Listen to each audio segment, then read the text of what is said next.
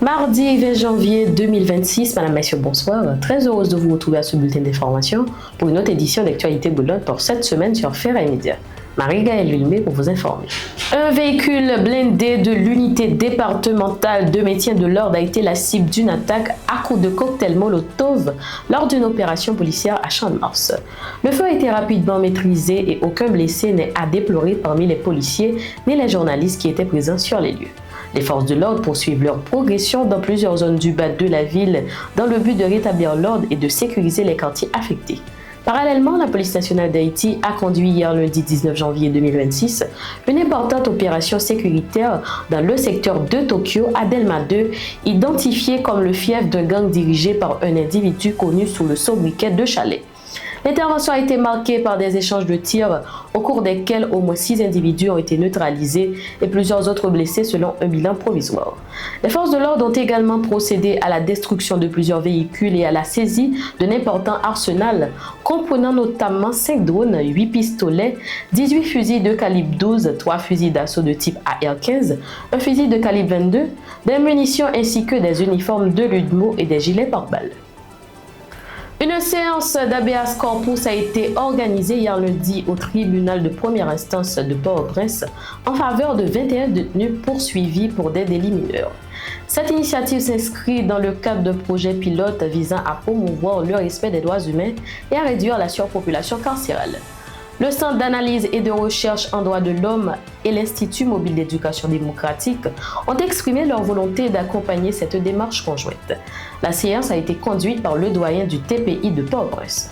Selon Maître Gédéon Jean, responsable du CARDH, la décision concernant une éventuelle libération des détenus concernés sera rendue ce mardi.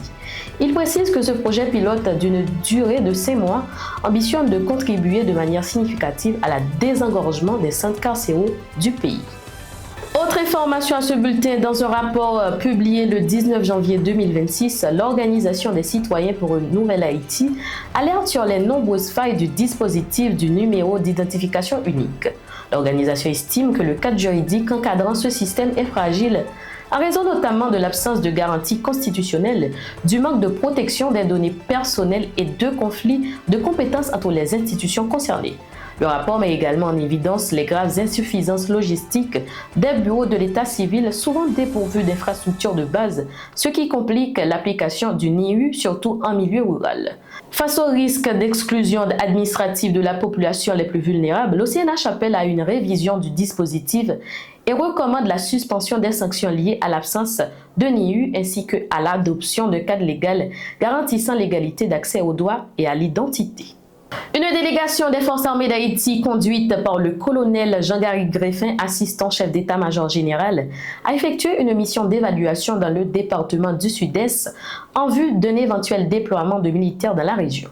Au cours de cette visite, le colonel Greffin s'est entretenu avec les responsables de la direction départementale de la défense afin d'évaluer les besoins sécuritaires du département et d'envisager un appui des FADH à la police nationale d'Haïti en cas de nécessité dans l'objectif de garantir la sécurité et le maintien de l'ordre public. Reçu notamment par le directeur départemental de la Défense Josué Loyer et plusieurs cadres de la direction, la délégation a réaffirmé que cette démarche s'inscrit dans une stratégie de prévention et de renforcement de la coordination avec les institutions de sécurité locales. Les forces armées d'Haïti entendent ainsi se préparer à répondre aux défis sécuritaires et humanitaires à l'échelle départementale. Fin de ce bulletin, mesdames, messieurs, merci d'avoir été des nôtres. On se donne rendez-vous demain pour un nouveau bulletin titre par titre et restez branchés pour une autre édition d'Actualité Boulante sur Ferret Média.